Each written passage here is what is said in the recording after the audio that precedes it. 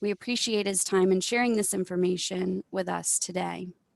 A reminder that this is being recorded and it will be available on our YouTube channel, which will be the link will be found on slcchamber.org. Again, we encourage you to type in any questions as they come up. There's no question too silly or small, and we'll address it either throughout the presentation, and certainly at the end we'll have time for question and answer as well. Again, thank you for joining us. The St. Lawrence County Chamber is happy to host this presentation in partnership with the St. Lawrence County Small Business Working Group. At this time, I'll turn it over to you, Professor Erath. Thanks, Brooke. So yeah, it's great to be here. I want to kind of start off by saying thanks to Brooke as well as Elizabeth Kane, who's the camp director or help camp coordinator, helps coordinate these things at Clarkson. I really appreciate this opportunity to talk with everybody. As this pandemic has emerged, as researchers, it's very easy to get stuck down in the minutia of our work and not come up for air and kind of realize, what the broader impacts are, and really get the information out there to the people that can perhaps benefit from it the most. And so avenues like this are great. And I think it's probably some of the most important work that we do as researchers, as opposed to, like I said, sitting in the lab writing journal articles that nobody's ever going to read. And so I really appreciate this time. So if you want to go ahead and go to the next slide. The other thing that I should be careful and mention as well, though, is that, the point of this presentation is not to give specifics on individual, or I guess I should say, individual specific practices for your exact business. There are some liability issues that come along in that. But what I hope to do is kind of give a big overview, big picture approach so that everybody can understand the mechanisms by which COVID-19 is spread, and so that each person then feels more empowered to make those decisions for themselves within the specific constraints and situations that they encounter, because every business, every interaction is going to be different. And so if we can understand the physics of how this virus is transmitted and the things that we need to be aware of, then that gives us a little bit more, like I said, empowerment to be able to make those correct decisions for ourselves as we move forward. Also, as Brooke mentioned, this is a little bit for those of you that may be given presentations as well virtually on Zoom. It's a little bit weird because it's hard to read the audience and see when people maybe have questions and that. My hope is that we can make this a little bit more informal. And so again, as Brooke mentioned, if you have questions that come up, don't feel like you need to wait till the end. Pop them into the chat box, and she'll kind of moderate, and I'm happy to answer questions. And if we get a little bit off on tangents, I think that's okay. And we'll try and go through and again, kind of make sure everybody's questions and that get answered. So this is kind of the overview that I'll go through today. Again, just real quickly, a little bit about me. The main thing I want to focus on is how the virus spreads, and then what we currently know about what we can do to mitigate spread of the virus. And so if we understand the modalities that it's transmitted through, then that helps us inform on what we can do to stop those. And again, that's kind of the big overview picture that I want to focus on, so that as each of you can think about, hey, as I'm coming in contact with the virus, based on whatever business that you have, or that what's the most likely route of transmission, and what are the things that I need to be thinking about then. And then I'll talk a little bit about additional resources and kind of some wrap up. So go ahead to the next slide. So as Brooke mentioned, my background is in experimental fluid mechanics, and how fluids move through the environment. So you can think about how little tiny respiratory droplets move in the air in that. And really my background is on voice speech production. So as I've been doing research related to COVID-19, most of it has been emphasized more on people speaking, but there are certainly corollaries between coughing and sneezing and breathing and other things like that. We are funded. We got a grant from the National Science Foundation, which is kind of the main federal funding agency for scientific research. And so as the COVID pandemic started, we were funded by the National Science Foundation to investigate the transport of the SARS-CoV-2 virus due to voice speech production.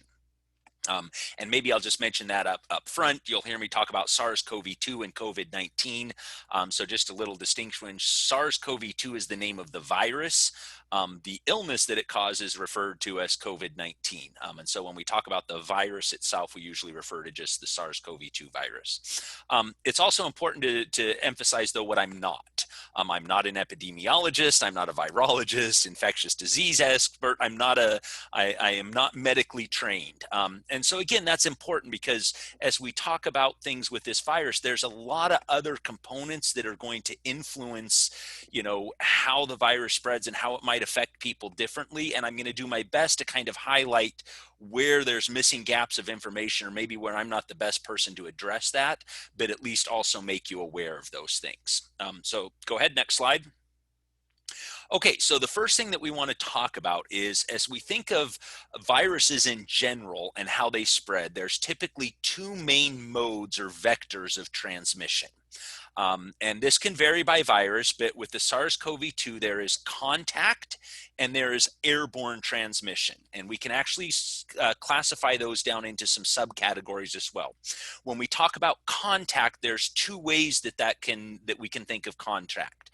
The first one is directly touching an infected individual. So if somebody's, coughing or sneezing in their hand, they have virus particles on their hand, I shake their hand, I've got direct contact.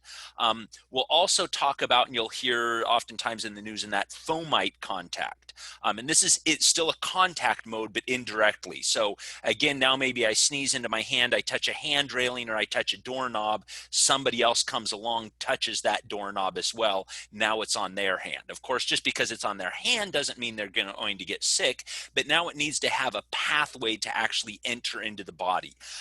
And that pathway that enters in then is usually through the mucosal linings of the body. So we think of eyes, nose, mouth, respiratory tract, things like that, right? And so we'll get into, this is why it's important, don't touch your face, because if it is on your hand, it's not going to make you sick unless you give it a way to get it into your body.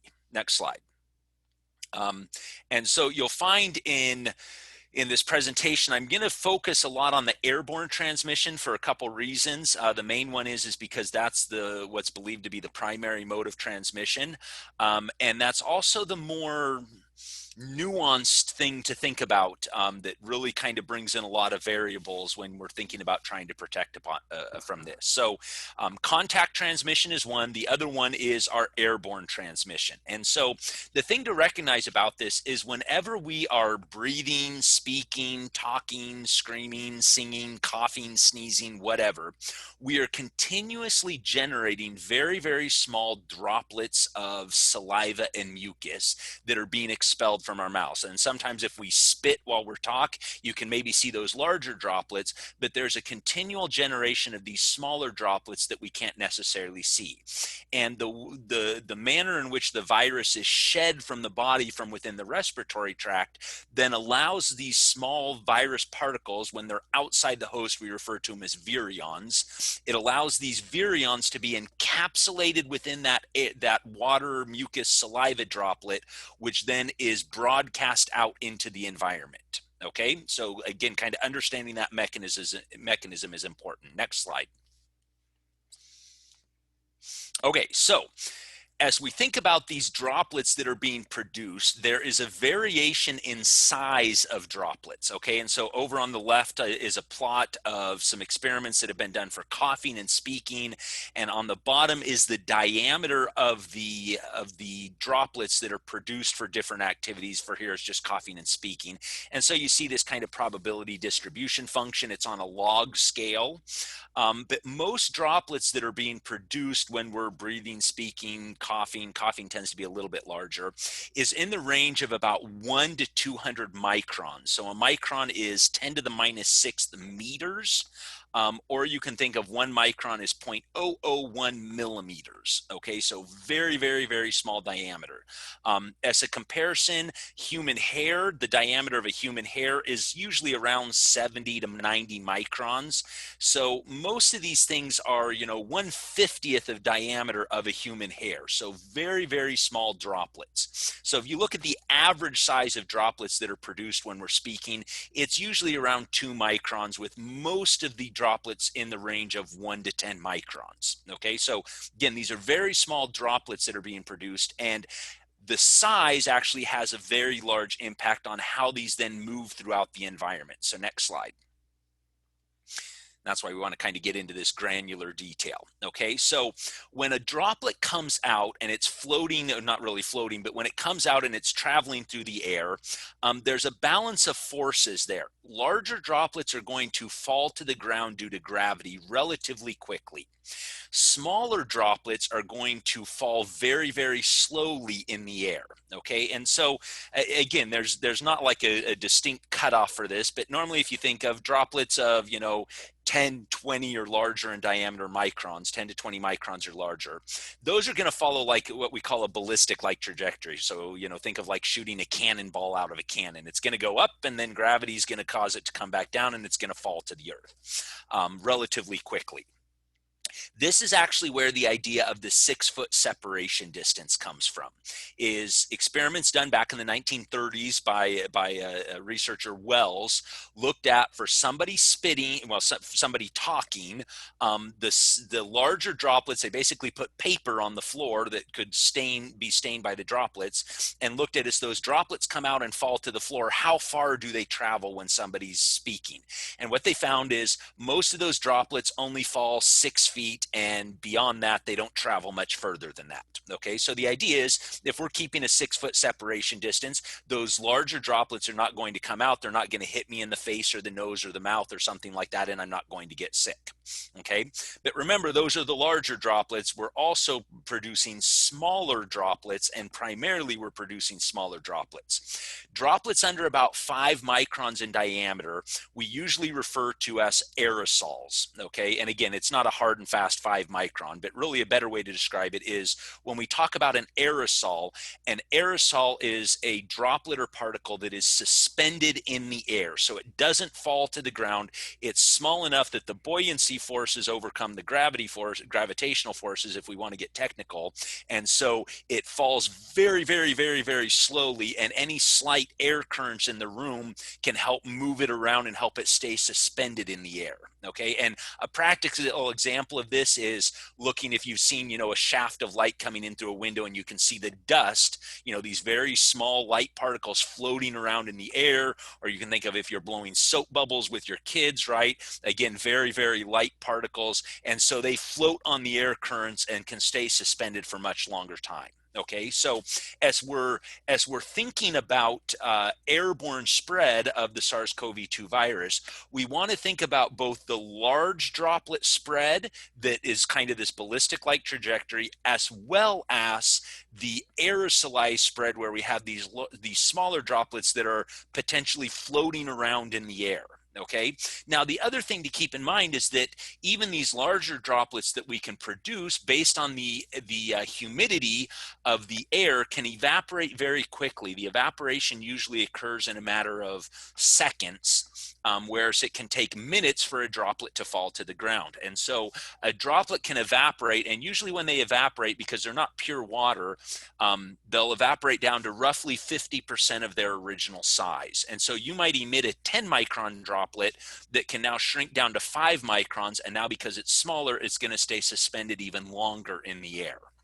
Okay, so that's kind of the mechanisms of what's going on here, but maybe I'm getting into too much detail. Again, kind of the take-home message at this point is that we are producing large droplets that can fall to the ground. We are also producing these small aerosolized droplets that can float and stay suspended in the air. So next slide. Now, caveats to this, there's a fair amount of research that has shown that this idea of the 6-foot rule based on different utterances is not valid. So in particular, sneezes, which are very violent expiratory events, have been shown to spread large droplets over 20 to 30 feet. Even coughing can spread them much further than the 6-foot rule. If you're breathing and speaking, 6 feet is relatively safe, let's say. It's no guarantee, but it's relatively safe. Somebody coughing and sneezing can propel those large droplets much further than 6 feet, though. So again, this is why, you know, these rules like 6-foot rule are good because they're easy to remember. They're bad because they can give us a false sense of security if we don't understand the mechanisms by which these can spread. And so that's why I want to bring that up. So next slide. Okay, so as we mentioned with this large droplet spread, so how does this actually get us sick? Well, I've kind of mentioned already, large droplet spread, we shoot out these particles. You can think of like a shotgun coming out. This is a great picture.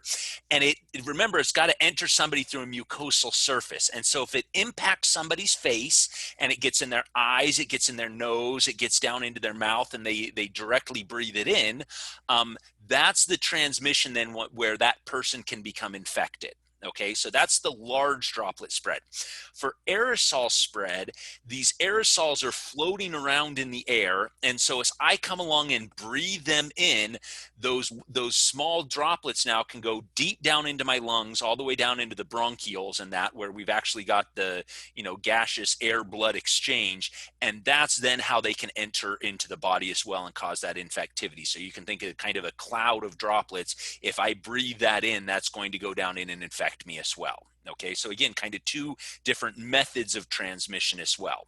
Next slide. Okay, so one of the important questions, though, is, okay, so we know these viruses can come out and potentially infect people, but, you know, if I come into a building 5 hours after somebody else was breathing in there, am I going to get sick from it, right? And so this gets at the question of virus viability. So viruses aren't alive, so we don't really call it their life, you know, if they're alive, but rather their viability, how long they remain infectious. And you've probably seen there's been a fair amount of studies in the news about this.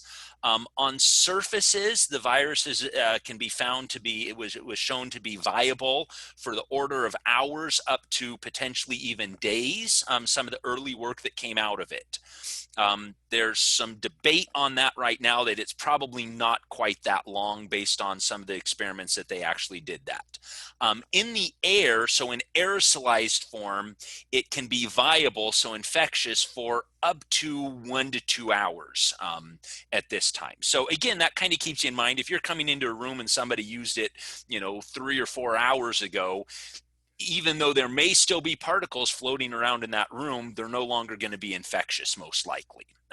So as we think about kind of infection risk, we want to think about, you know, how long they're viable on the surface. The other thing that's important, though, is thinking about the concentration. And again, this is where I'm not an epidemiologist, I'm not an infectious disease expert, but there is kind of a critical viral load that is needed to infect somebody. So just because somebody expels one virion in one droplet and I breathe in that one virion in that one droplet doesn't mean I'm going to get sick, right? It has to do with my immune response, where it deposited in my body. There's a lot of other factors there that are going to influence how we get sick. And so a lot of times we don't just think of this as if there is a virus present, but rather what is the concentration of the virus, okay? And so that's an important thing to understand as well. So I saw Elizabeth, it looks like, has a population or a question that popped up. And yes, so what you're saying is absolutely right. The droplets can sit, so the question, maybe to repeat it if people didn't see it, was just to clarify that droplets can stay suspended for days but are infectious only for hours. And yes, that's absolutely right. So these very small droplets, depending on the air currents in the room, they can stay suspended and circulating the room 10, 12. There's been early studies on other viruses showing in daycare settings they can be up to a day, that they can be floating around there in that air like dust, but they're not going to get you sick. The current understanding is that infectivity is only for a matter of an hour or two, an hour or two aerosol. We'll get into kind of concentration, recirculation, and filtration later. But yeah, so you're not going to come in a day later and potentially get sick from somebody. Yep. Okay, so virus concentration is the other thing that's important, and so I bring this up because again, some of you may have interest, and what I want you to recognize is the activities that are being performed are going to influence how much potential virus, if you've got an infected individual, is being introduced into the environment. Okay, so for example, one cough usually generates about 5,000 droplets. Okay, now there isn't going to be a virus in every single one of these droplets for an infected person, but it introduces a large quantity. Speaking usually produces, and this varies tremendously from person to person, so this is really rough, but speaking usually generates somewhere around 40 droplets per second. It can be as high as 80, it can be low as 5. But so the thing to think about is we know that coughing is bad because, oh, we saw these images, we're putting out this big, huge cloud of droplets. All of a sudden, we're going to have a large concentration. But talking for anywhere in the neighborhood, 1, 2 to 10 minutes is going to produce the same concentration loads as one violent cough. Okay. And so again, as you're thinking about, people that I'm coming in contact, people that are coming into my businesses, what's that interaction like? If there's a lot of talking and if it's spirited, loud conversations like in a bar, well, then we're probably going to get higher concentration loads in there. If you're, at a clothing store where people are just randomly coming through and it's a, hey, how are you doing? Oh, good, I'm just browsing around. And then they're kind of looking and not really doing much talking. There's probably a relatively low viral load in that situation. Okay, so again, we just kind of want to be aware of the fact that how these droplets spread and the concentration levels that can build up based on activity can influence things as well. Okay, next slide. Now, the other thing that's hard with aerosol spread, and I'll kind of get into this a little bit with the CDC and WHO, is that we can't see the aerosol spread, right? We don't see these tiny droplets coming out. The thing that I usually use as an example for people to think about, and even in today's society with smoke-free environments, this is maybe a little bit harder to correlate to, but if you go back, 20, 30 years ago when you'd walk into a bowling alley or bar, you can think about smoking, right? Smoking produces similar sized droplets as what these respiratory droplets are, certainly in a higher concentration through smoking in that. But you can kind of think about, if I can envision how cigarette smoke would move through this environment that I'm in, and would I be able to smell the cigarette smoke? That's going to give you a pretty good indication of, well, are these potentially infectious aerosol droplets moving through similarly, and similarly, am I going to be exposed to them? So you can think of, somebody standing 10 feet away from me and smoking, I'm going to be able to smell that smoke, and depending upon the size of the room and whether windows are open or that room might fill up with smoke quite quickly. Same analog for the SARS-CoV-2 virus. That same thing, even though it's going to be floating around, you're going to be potentially exposed to that inhalation. And if you don't have good filtration, you can get very high concentration levels within a room as well. And so sometimes with aerosol spread, it kind of helps to think about that in terms of, what would cigarette smoke be doing in this environment? Okay, next slide. Okay, so other things that we want to talk about, and again, I kind of mentioned this already, the infection risk depends on the level of exposure, that is the concentration and the quantity of virions. Again, I'm not the one to answer this question, and this is largely still an unanswered question. Is it, like I said, you need to get exposed to 1? Is it you need to get exposed to 10? You need to get exposed to 1,000? We don't know, but it's certainly more than 1. We know that much. And so that's where this concentration level comes into play. Other things to think about is the actual virus has a diameter of about 0.06 up to roughly 0.1 microns, right? And we said when we're speaking, and breathing and coughing and that, the range of droplets that we're producing are, down to about 0.1 microns up to as high for the larger spittle droplets and that up to, 200 plus microns in diameter. And this becomes important because if we have a larger droplet that say, if we have a small droplet that's, 1 micron in diameter, it's probably not going to have more than 1 or 2 virions in the worst case scenario. Larger droplets, however, can encapsulate many, many more virions because they just have a larger volume. And so we need to think about that as well in terms of what the infection risk is relative to large droplet spread versus aerosol spread. Okay, now again, keep in mind that these large droplets can quickly evaporate down, leaving basically just the virions there, and those virions are still infectious. And again, so they can shrink down in size because the water content evaporates off, and so they can still stay suspended as aerosols. Okay, next slide. All right, so overview. So we've talked about kind of this contact and this airborne spread, and with contact we have direct and fomite, and with airborne spread we have large droplet spread and we have aerosol spread. So now the question is, well, which one is going to be most likely to get somebody sick that we need to think about the most? And I'll preface this by saying the answer is really we don't know. The CDC, which has updated multiple times, as I'm sure you're aware, the CDC initially came out and said there's no airborne spread, it's all direct contact, wash your hands, you'll be fine, right? Well, then that turned out not to be true. Their stance on it is that respiratory droplets, so airborne spread, is the primary mode of infection, but they are saying that they think that large droplet spread is the primary contributor to that. Okay, so again, as long as somebody isn't coughing and sneezing, if I can keep a 6-foot separation distance, I'm okay. And so they say aerosol spread does occur, but again, this is kind of the, aerosolized floating in the air. They say that does occur, but is less likely. Fomite transmission or contact transmission is less likely as well. The WHO has come out and they said that large droplet spread is the only mode of transmission. Now, I'll mention there's some great resources for those of you that want to really kind of delve deeper into this topic. And I don't want it all get political in this, but it is important to understand some of the historical burden of proof that has been developed by the CDC and the WHO.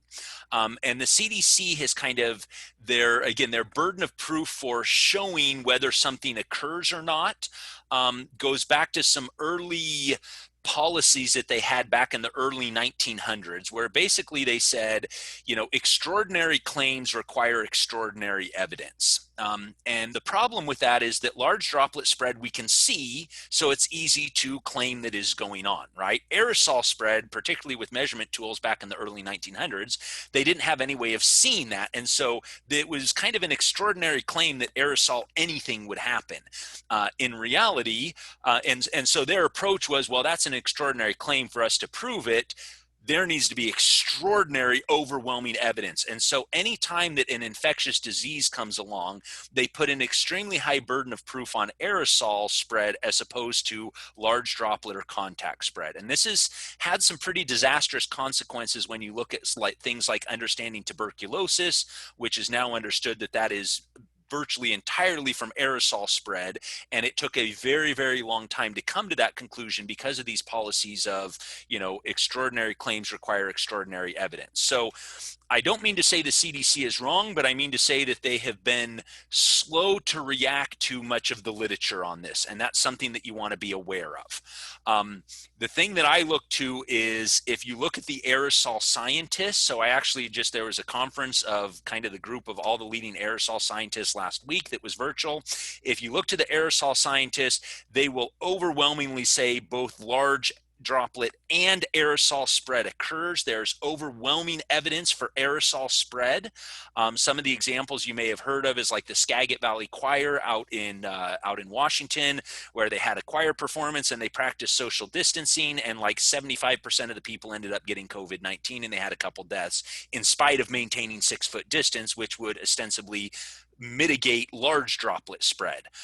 There's the Wuhan restaurant, which is a little bit more obscure. There's a very, very early case out of Wuhan, China, where a person before, when they were pre-symptomatic, so before showing any symptoms, went to a restaurant, only interacted with the people on their table, and the neighboring tables, a bunch of people then came down sick from it, whereas, but they didn't have any direct contact with those individuals, weren't within a 6-foot radius.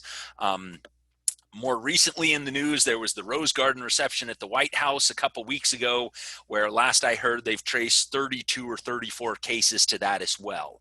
Now, again, in some of those cases, like certainly the Rose Garden reception, it is highly likely that people were also coming into contact with the 6-foot rule. Okay, and so I don't mean to say that the 6-foot rule is the only thing that matters and we don't need to worry about aerosol spread, or aerosol spread is the only thing that matters and we don't need to worry about large droplet spread. What I'm trying to say is what we'll find is that mitigating for those largely involves the same protection measures. Let's do both just to be careful is kind of what my point is at this standing. Okay, next slide. So one other thing to think about, and there's a great professor here at Clarkson, Andrea Farrow, that really does a lot of research in this work, is we want to think about now is how do we protect ourselves from the spread of the virus? Well, if we're talking about contact, this is relatively easy to do.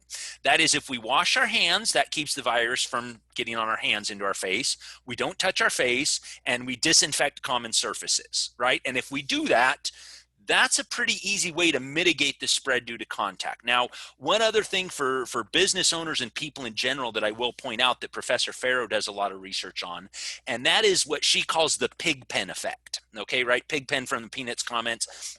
He'd walk around, he was dirty, and he always had a dust cloud following him. One of the things with any virus or infectious agent that you want to be careful of is resuspension of that. That is, if somebody's talking and large droplet spread, it comes out of their mouth and it lands on a surface, and that surface has dust or dirt on it. If it lands on that dust or dirt, somebody comes along and disturbs that dust or dirt, that can kick it back up into the air and move it around. Okay. And so again, this is why, hospitals and that have clean rooms and they clean religiously. I mean, one of the reasons I should say. And so this is an important thing of just keeping workspaces, keeping environments clean in general, not necessarily disinfected, although disinfecting is good, but keeping floors vacuum, keeping surfaces dust free.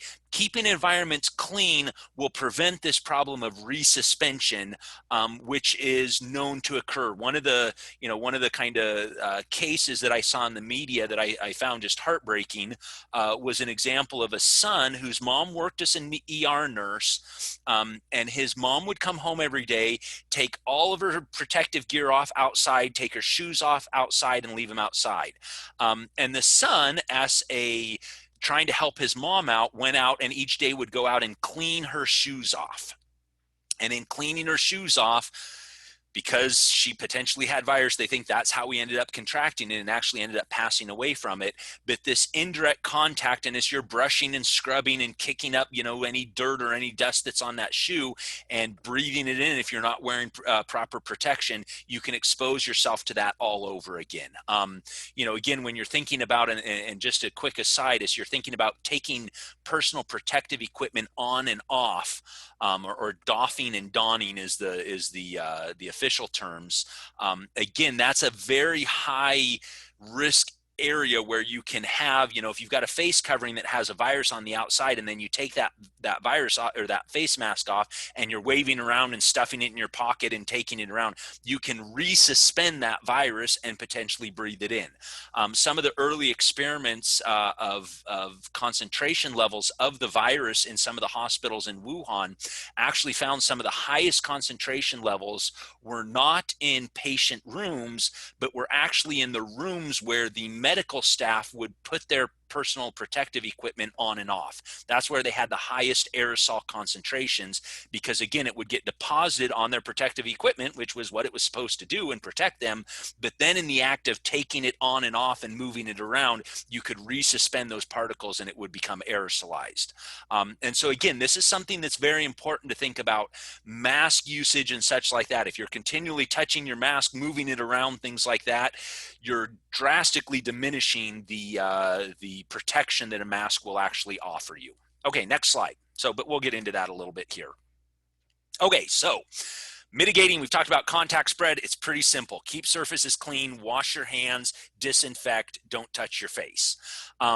Airborne spread becomes a little bit different. And again, we want to think about this in terms of large droplet spread and aerosolized spread, because how we protect ourselves is going to vary based on which mode of that airborne transport we want to protect ourselves. Certainly, social distancing works really well for large droplet spread. Like we said, as long as somebody's not coughing or sneezing at you unprotected with unobstructed in their face, 6-foot rule does a pretty good job. In cases where you have to come in contact somebody, like a checkout, where that 6 6-foot rule is going to be violated because you've got to, you know, make payment and such like that. That's where plastic barriers and such like that do a really good job. Face coverings are also very effective, right? Because it's kind of like having your own personal barrier all the time. Those large droplets come out, they hit the face covering, they hit the mask, they stop before it's actually able to go out like that cannonball and actually hit someone. Okay. And so barriers become very effective. Now, I'll talk about this, but if you think about it, if you go back to when you could smoke in restaurants, right? You'd have a smoking and a non-smoking section, which I always got a kick out of, because you could be sitting in the non-smoking section and then there was a 3-foot wall and somebody was sitting on the other side of you in the smoking section, right?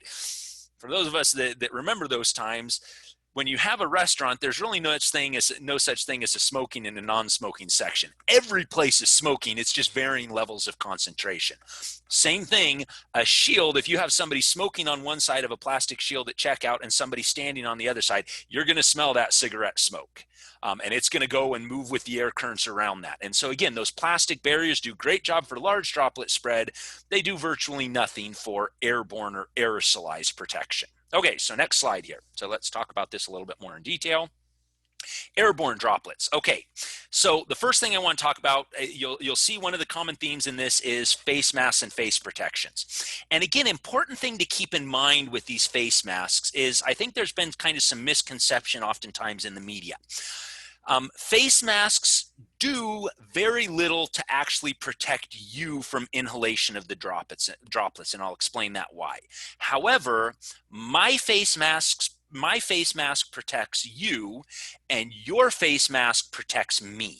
Okay, and the reason why is face coverings don't do a great job at protecting against very, very small droplets. Okay, when you're getting down around 1 micron and lower, the weave of the fabric, the weave of the material is such that those droplets are able to, those very small droplets are able to pass through it relatively easy. It's not this simple, but I think of, you know, throw a rock at the net on a hockey goal, and how often is that rock going to get stopped by the net versus go right through it, right?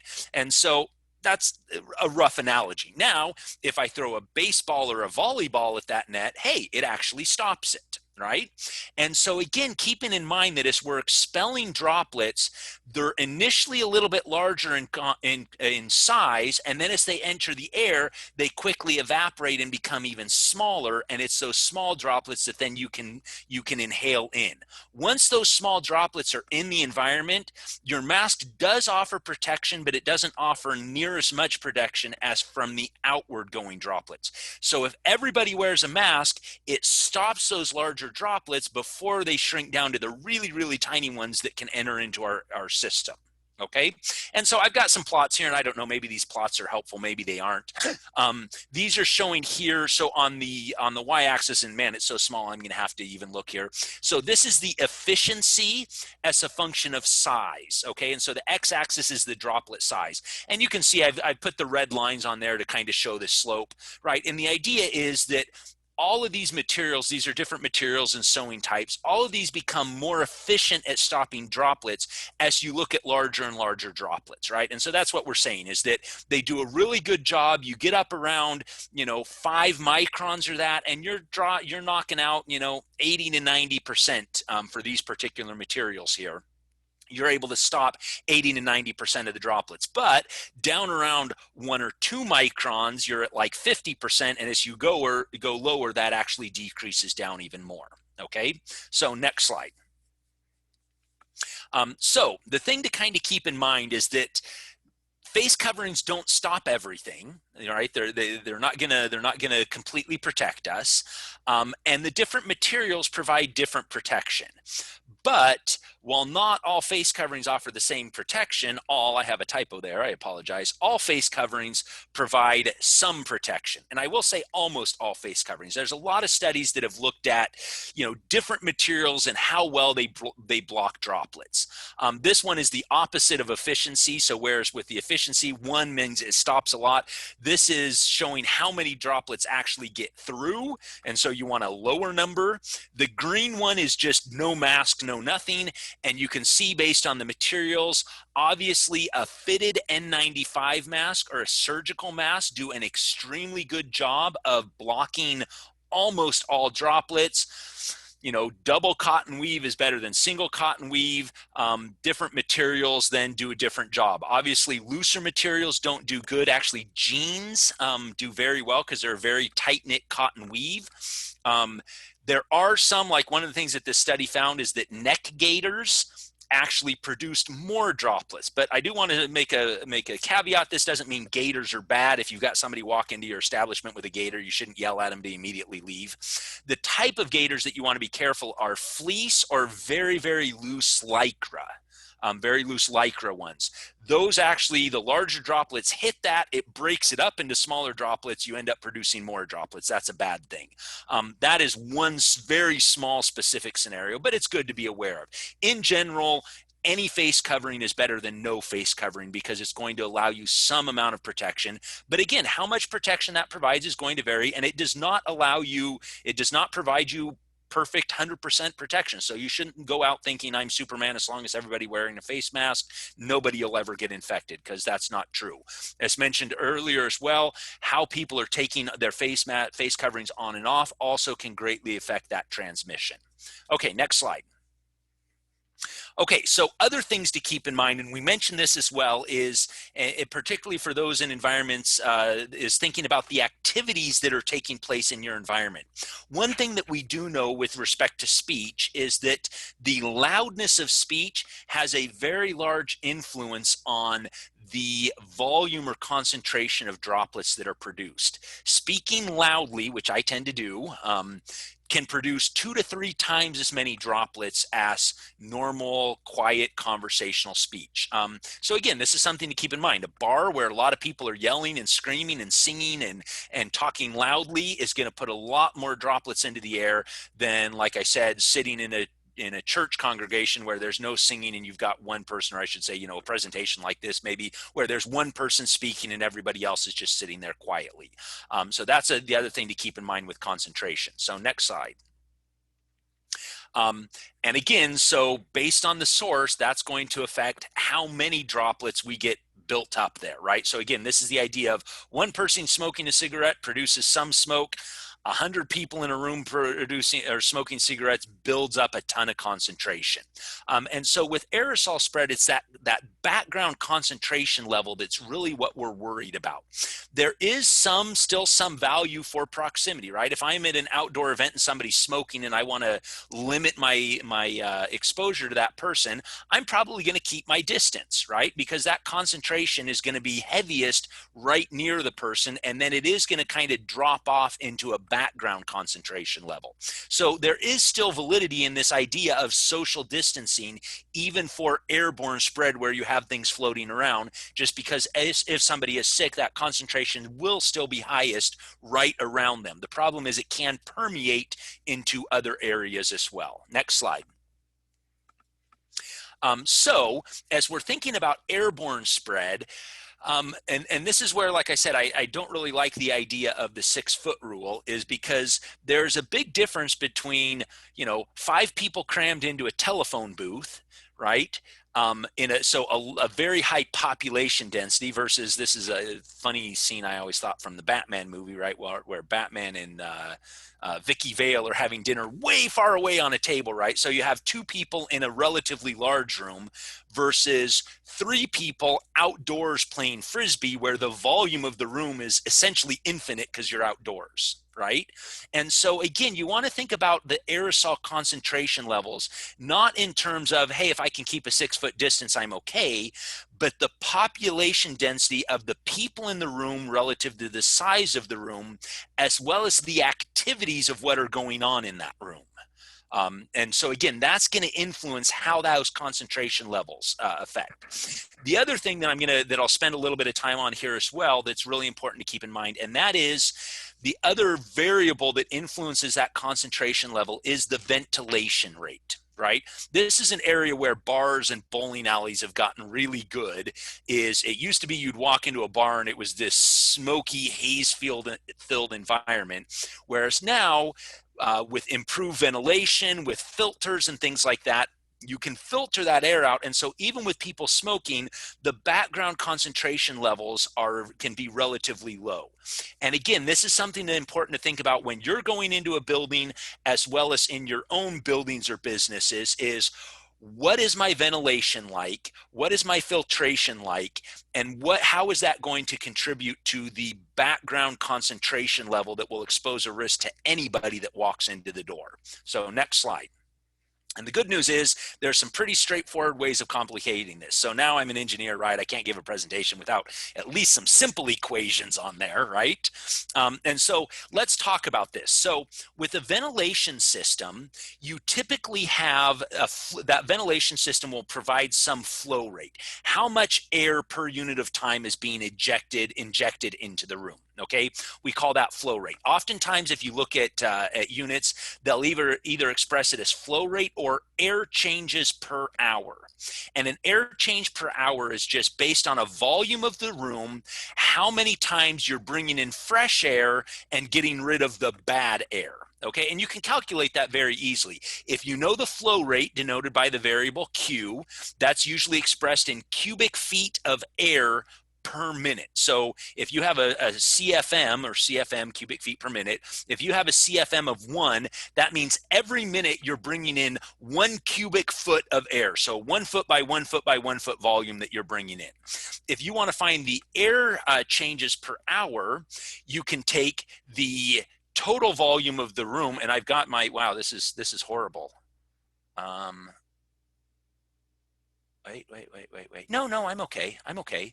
Yeah, so if we want air changes per hour, we can take the flow rate, because it's in units of cubic feet per minute, we're going to multiply it by 60 so that we get cubic feet per second.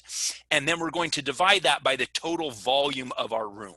Okay, so if you have an air conditioning unit, you can look up on the box and it'll tell you how many CFM it is. You can then measure the space of your room and take the Q of CFM, multiply it by 60, divide it by the volume of your room in feet, and you can get what your air changes per hour are in your room. Okay, now why this is important is that based on the volume of the room and the number of people, we want a very high air change per hour. Okay, that is, we want to be continuously circulating that potentially contaminated air, getting it out of the room and pulling in new air so that we're breathing fresh air without virus particles in it. This is usually expressed in a term called liters of air per second per person, or LSP here. Okay, once you calculate your air exchange rate, this is relatively easy to do. It's just, again, the volume of your room in feet cubed times the air change per hour times 28.3, which just gets you from volumes to liters, divided by 3,600, which gets you from hours per second, and times N, which is the number of people in your space. Okay, and that will allow you to predict what this liters per second per person is. Okay, and what you'll get out of that is a number. If that number is less than 5 for your establishment, that's a problem. That means if you've got a lot of people in there and they're undertaking activities, you're going to have very high background concentration of levels of virus. Ideally, you want to be up around 10. Even better would be up around 20 is what most of the governing organizations that set the standards for these with COVID-19 are recommending. Again, if you have specific questions for your space or that, send me an email. We can kind of chat about it. I actually worked with a guy up in Montreal that was wanting to play tennis, and it's getting cold, so they are moving inside into these inflatable tennis things. And so based on the flow rate and the volume and how many people, we were able to calculate, and we found out the liters per second per person was about 40 or 50. And so while I can't say yes, you won't get sick, it's a relatively low risk activity at that point. If you look at these events like in the Wuhan restaurant, the Skagit Valley Choral Choir, these events where they've been indoors, that they've had very high transmission, those usually have very low liter per second per person exchange rates down in the range of 1 to 2 to 3. And so again, thinking about, next slide, please. thinking about how does that affect me is trying to keep my environment safe. The main thing is you want to be having as high a ventilation as possible in your establishment. This means keeping doors open, keeping windows open. That's the easiest thing, right? Now, the other thing to keep in mind is you have a air handling unit potentially heating the building or cooling the unit. Obviously, keeping doors open during the summer can be uncomfortable, and here in the North Country in the winter, that's just not going to happen, right? I mean, you're not going to sit there and freeze in minus 10-degree weather. And heating costs can get a little bit exorbitant.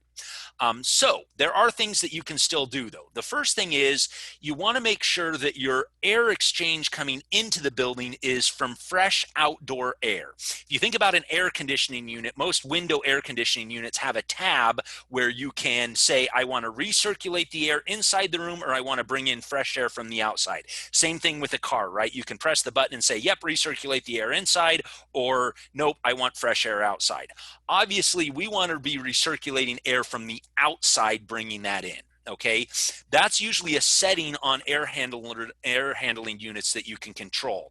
And so again, in trying to reduce those background concentration levels, you want to be bringing in fresh air. All the computations I was showing, calculations on the previous page, are assuming that it's entirely fresh air coming in, that there's no recycled air. If you have recycled air, it becomes a little bit more complicated. Now, obviously, that can get expensive for trying to pay for heating costs and such like that. So there are other options, and that is you can filter the recycled air. And there's different standards on filters. We're getting kind of low in time. I want to make sure I got time for questions, so I won't go too far into this. But the idea is you can use HEPA, and the other standard is MERV filters, which are incredibly effective at getting rid of these droplets. So if you have an air handling unit, you want to make sure that you're using what's called a MERV 13 filter. If it can't handle that, get a MERV 6 to 8 filter, or make sure that you're using a HEPA certified filter. Those are almost as good as just saying we're bringing in air from the outdoors, and that can handle then keep those background aerosol concentrations low. Next slide. The other option is, I realize there's a lot of old buildings around here and that maybe don't have up-to-date air handling systems. The other option is you can buy standalone HEPA filters. And again, these work very well, the same as a HEPA filter in an air exchange unit, and they will give you what that recirculating flow rate is, and they are removing the vast majority of these airborne droplets out. Now again, they'll protect against aerosols, they won't protect against large droplet spread or against contact spread. There's actually a really good article that I've linked to here on Wired, where you can, some of these HEPA filters can be $200 to $300 range. There's some work that's been done of constructing your own. It's a really like kludged together approach. If you look at the title, it says a janky jury-rigged air purifier. But you can basically buy these MERV 13 filters, seal them up around a box fan so that the box fan brings air through and then recirculates. And that's another way to improve the air circulation and filtration system in your area. And I'll kind of link to some other resources if that's a route that you think might be beneficial. So next slide here. And so that's kind of one of the things that I want to get down to is this additional resources. And I want to point everybody to really a fabulous document that's online. It's on this tiny URL. It's a shared Google Doc that is being edited by the authors on the right. The authors on the right is basically a who's who of the preeminent aerosol scientists in the entire world. And they have put together a very comprehensive document of really all aspects of COVID-19, but focused on aerosol spread. Some of the stuff I've talked about today has come from that. Certainly like the box fan ideas and stuff has come from that. The topics that they cover are over on the left there. It's over 50 pages of very in-depth coverage.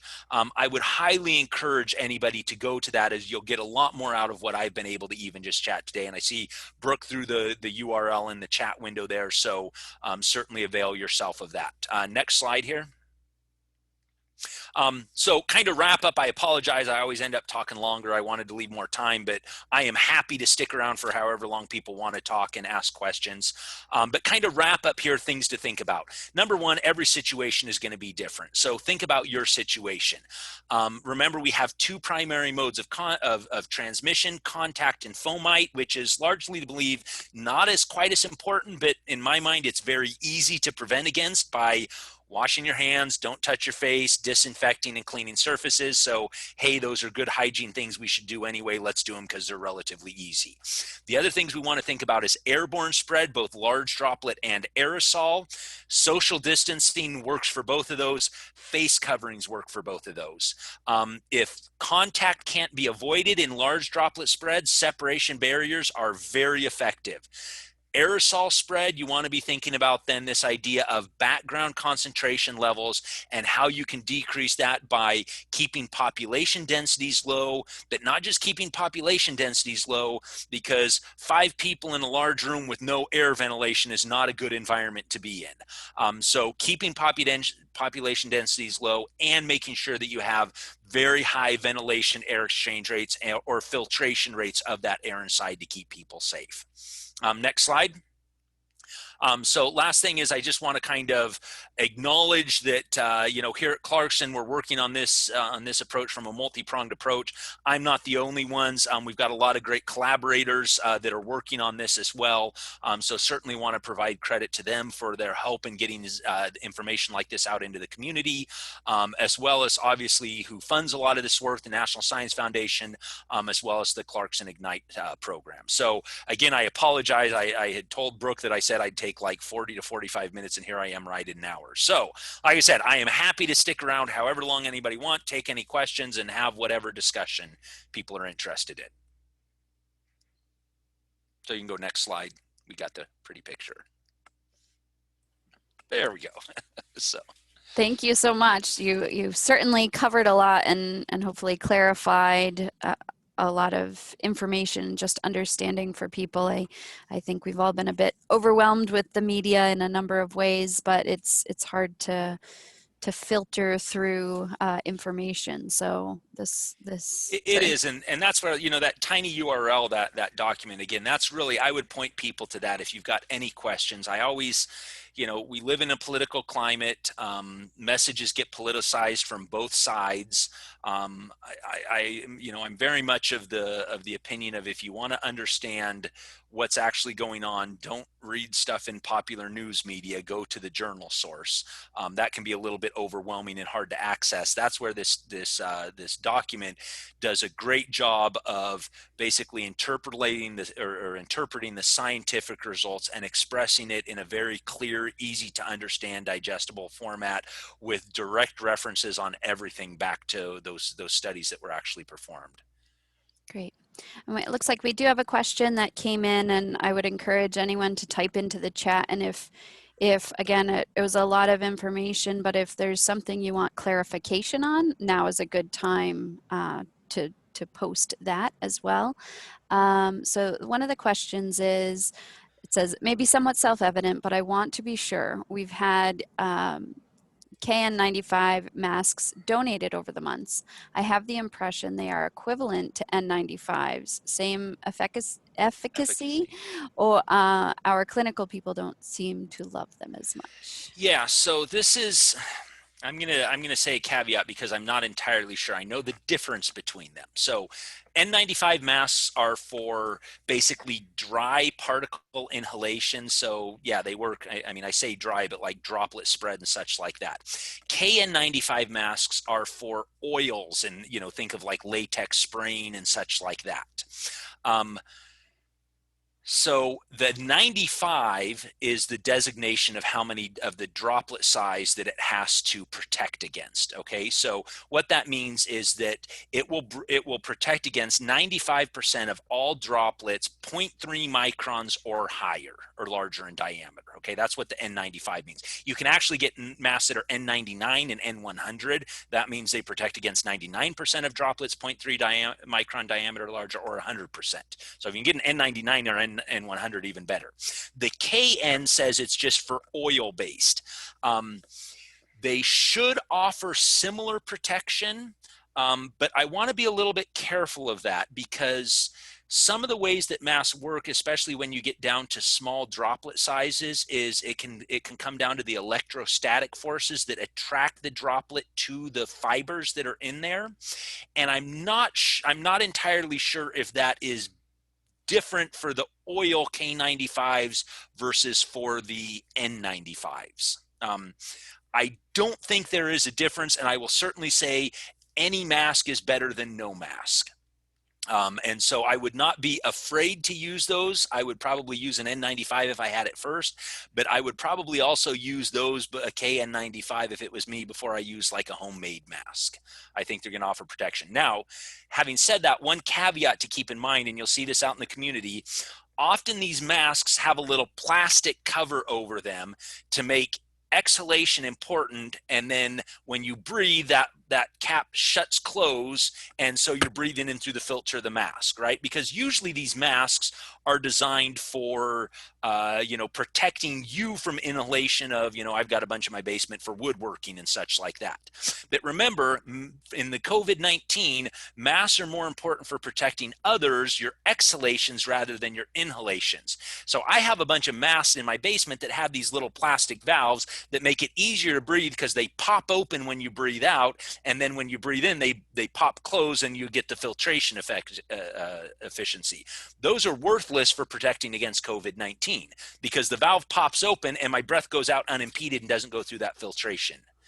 So if those K95 masks have, one of these kind of plastic, usually they look like a square or a circle or that's a bypass flow for the air going out, they should definitely not be used. And a lot of N95 masks have those as well. Do not use those. It's basically like not wearing a mask at all. That would just a follow-up question on that. I know there's been conversation about, even now there are fashion masks with the valves. Have you seen any? All are there to let air go out. So there are some rigid plastic masks and such like that are designed for inhalation as well. But most of them, if they've got a valve on them, and those fashion masks and stuff like that, that's a valve that pops out to make it breathing easier, because it pops open. Avoid those at all costs. So, and one other thing, I had this point in my slide, but maybe I should emphasize it with face covering wearings as well. And this maybe gets to the next question of neck gaiters and bandanas. Is, when you use a mask, the whole idea of using the mask is you want to draw air in through the material, so that material blocks those particles. If I have a loose hanging mask that's just kind of hanging on my face, and I'm breathing in and out, and that air is just leaking up around the edges, the effectiveness of the mask is drastically reduced. And again, there's a lot of studies on this, that you can have an N95 mask that should block 95% of the droplets between 0.3 microns and higher, and you have it loosely hanging on your face, and it might drop 10 to 50, it might block 10 to 15% of the droplets. So with any mask, good fits around the face is crucial. So one of the things that you can do, a quick simple fix, there's a lot of stuff online about this, is using like pipe cleaners that you can hot glue to the top of your mask to get a good seal and fit up around your face as well, because as it bridges, I've got a pretty long nose, and so as it bridges across, I get a lot of leakage out around the top. But if you hot glue in a pipe filter, then you can kind of form it to your nose and get much better fit. So fit is important as well. I see there's a question about neck gaiters and bandanas, so I think that transitions in there. Again, neck gaiters in and of themselves are not bad. There's neck gaiters of a lot of different materials. Thin Lycra neck gaiters are what the problem is. Bandanas, there have been studies, bandanas do provide some protection. It's not as much protection, and it's kind of how they're worn, right? Again, if we think about, if I've got a bandana that just hangs straight down, some of those large droplets are still going to come out and hit that bandana and be impacted and blocked. Smaller droplets can still circulate around that, right? It's kind of like the large face shield, the separation barrier between somebody to check out and somebody checking out. It's going to stop that large droplet spread. That's good. It'll stop some of those smaller droplets that come out and hit it, but it's not going to have near the efficiency of what a well-fitted face mask is. And Yeah, the question of, can we work on education within the community? I mean, that's hopefully what we try to do through things like this. But that's also it's a delicate situation because, you don't want to offend somebody to where they don't wear anything, right? Something is better than nothing. Really what the effective policy is for doing that, I don't know what the right answer is. But I think having good science-based conversations in a calm, reasoned manner is, I think, a good start, which I wish our politicians would learn. But Just a follow-up on gators, because I think we see a lot of gators in the workplace. We see them, in restaurants or wherever. It's kind of an easy thing. You pull down, you pull up. And then we're seeing it a lot more with sports and that sort of thing right now, which is an aside from business. But are there certain ones, and not to keep coming back to gators, but we do see a lot of them. Is it multiple layer is okay? Is it certain material that's better? You had mentioned fleece and lycra being, yeah, if you sneeze, then it actually kind of explodes the yeah, particles. So yes, that's a it's good way of really an explaining issue. it. Just wanted some clarification on that. Yeah, so exactly that. I mean, gators aren't inherently bad. Lycra and fleece are the bad materials. Those are the two materials I would stay away from. And if I were in an environment where I had the power to say my employees need to comply with this, I would say no fleece, no lycra gaiters are allowed. Just, yeah, those are as bad as wearing nothing, in some cases actually even worse. Other materials, though, are okay. Basically any other cloth material, just like you'd have a cloth material out of a face covering, is going to be good. I showed a plot, and again, if you go to that tiny URL, you can find lots of stuff on different types of materials and which materials work best in that. Any other material is going to provide much better protection. So the problem is lycra and fleece exacerbate it and make it worse. Any other material is going to make it better. How detailed you want to get on prescribing the specific material, that's a decision that you'll have to make based on effectiveness and cost and everything like that. The other thing that I will come back to and mention, though, which again is particularly problematic with gaiters, is people that wear gaiters tend to take them on and off much because they're convenient and easy, right? But we need to emphasize that resuspension of particles is very, very problematic. And so if I have a gaiter on and it blocks some infected particle from somebody else, or that it blocks my infected particle, and then I'm pulling it up and down every 30 seconds, I'm basically shaking that carpet like a dirty carpet. I'm shaking in the wind to get the dust out of it, and I'm resuspending all those droplets out for me to either breathe back in if it did stop one, or to put back into the air that I've just blocked for others to breathe. And this is something that hasn't been covered a lot in the media, but certainly is well understood within the scientific community. This idea of, in addition to wearing masks, we need to wear masks properly. And again, I think a lot of it is just, if we can get people wearing masks, that's the first step. Wearing them properly is the second step. My approach to wearing masks is, I put a mask on, and when I put a mask on, I leave that mask on until I get home. I unhook it with a finger behind the ear loop, and it goes straight into the washing machine, and I wash it, which the hot water then and soap will disinfect and kill anything that's on it. Again, taking masks on and off and putting them in and out of pockets and leaving them on our car door and shaking them around and, playing with them. I mean, we all kind of play with them because they do itch a little bit and they slip down. And I mean, I'm guilty of that as well, of touching my mask. Minimizing those interactions is also very important. And so again, if you've got employees in the workplace, trying to get them trained on, put a mask on and leave it on until you take it off. Be careful how you take it off, but don't be sitting there popping it up and down when somebody comes in 6-foot contact, because first off, 6-foot contact does very little for aerosol spread. If I've got somebody sitting 10 feet away, but I'm in the shared office space, you should have a mask on all the time to protect that individual. Great. Thank you. There's a question on, what are your thoughts on the risks of sharing food in an office setting? And I'm not sure if this is actually more speaking to the contact aspect of it, or even just sitting down to have lunch. We can discuss both of those. And again, I'll preface this with the caveat of this is getting a little bit outside of my area of expertise, but I can speak to what I know. So first off, ingestion, that is swallowing virus particles, is not believed to cause infection. Your stomach acids in that are going to kill it off. It doesn't have a way into the bloodstream until it's gone all the way through the stomach and that.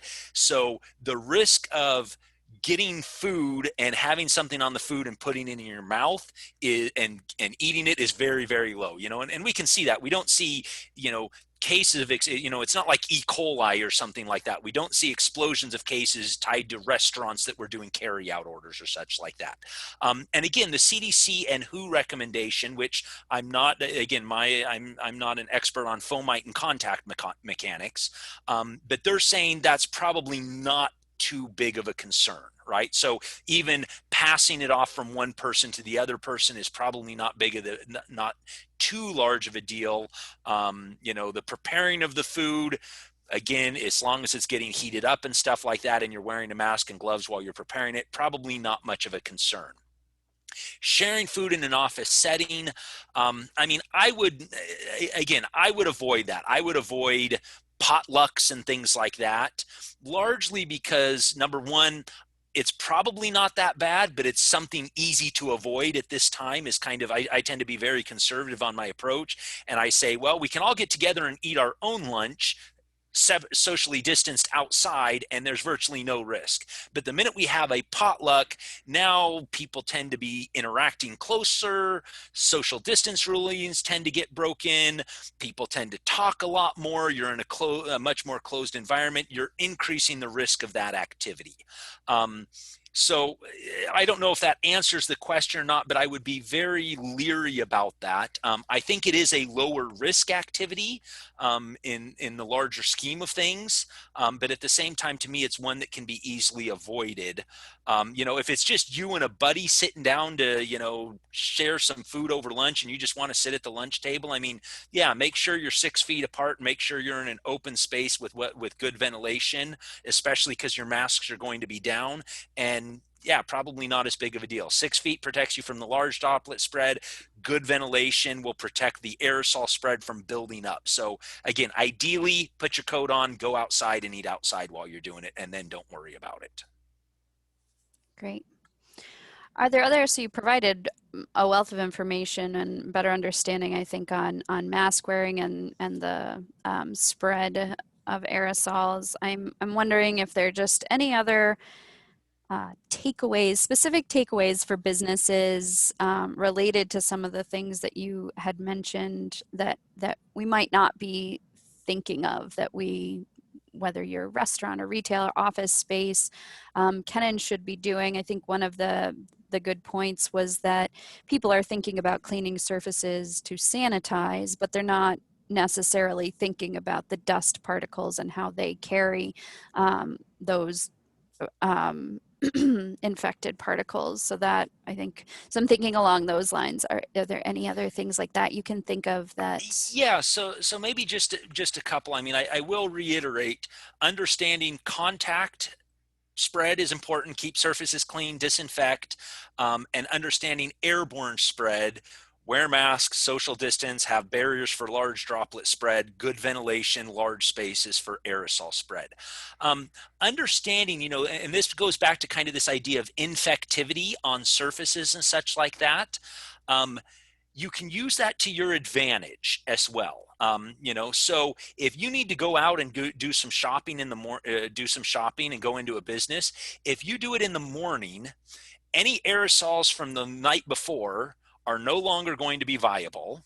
You aren't going to have had as many people in there. You're not going to have as much concentration that has built up in it. And anything that's on surfaces as well so it's not like a virus is infectious and then 2 days later it suddenly becomes non-viable. It's a decay that happens, and that largest decay actually happens in the first couple of hours. So even though a virus can be viable on a surface up to days, within a couple hours the infectivity has dropped precipitously. Well over half it's been able to drop down. And so time between interactions is your friend. Okay, so I've come into this as well with the religious services that I attend.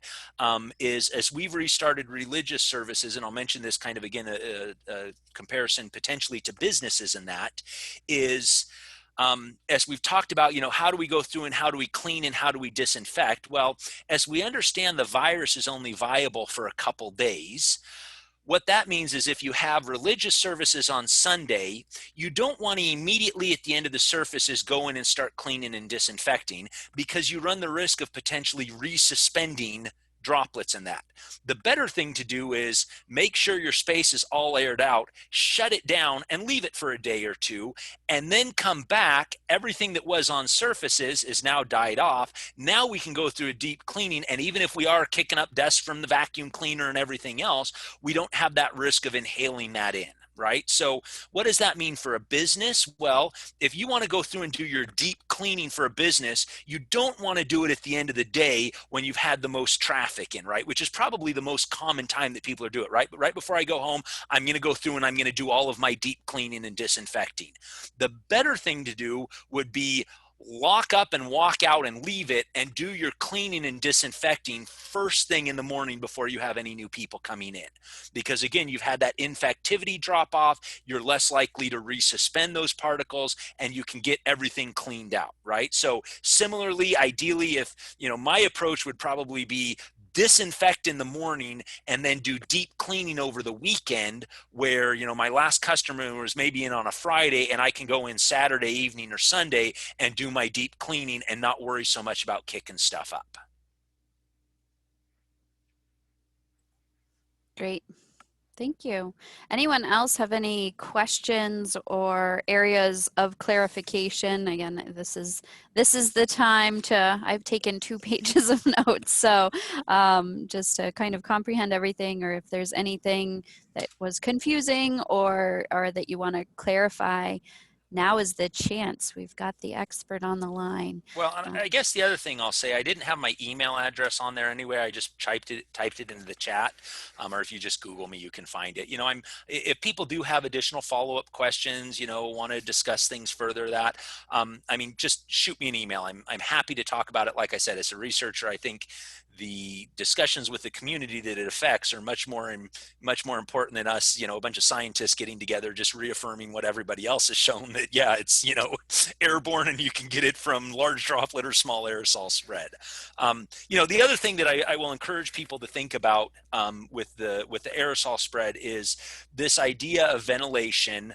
That can be hard to do if you're renting or leasing a space and the landlord doesn't want to pay for utilities or things like that. But again, if you go to that document, there's some really good resources for portable air filtration and air handling, versus even making your own, that can be very effective if you're in an environment, I'm thinking like a gym or something like that. I don't even know if gyms are even open back up in New York, but if you're in an environment where you have higher population densities, you have people undertaking activities where they're, breathing hard and shouting and yelling a lot more. There's a lot of people talking, and you're thinking, yeah, there may be more background spread that's getting built up in the environment, right? If I'm running a retail store where I'm only seeing 1 or 2 customers, scattered throughout the day within the environment, and I've got reasonable air exchange and I can periodically open the door and windows, yeah, it's probably not a concern in that position. But so again, if you're thinking about the aerosol, look at some of these other kind of mitigation procedures that you can tackle if you don't have the engineering controls within your building to look at it. And that was another point that I think is very important, and maybe overwhelming with with your formulas there to some people, but yeah, right. If you have a question, like I said, I had the guy from Montreal calculate. He was actually an engineer, so it was pretty comfortable, but he kind of threw his calculations in, double checked with me, and we said, yeah, we think, I can't make recommendations on you won't get sick, but I can certainly help you calculate what your liters per second per person is, and then you can make a judgment call on, is that an acceptable risk or is that not an acceptable risk? Sure. And in the absence of having your service, is if people work with an HVAC company, they should be well versed in doing this, or not necessarily? Yes, they should. And in all honesty, my suggestion would be to first work with the HVAC company. The reason why is HVAC companies actually have standards. There's ASHRA, which is it's an acronym for American. I'll try and remember it all.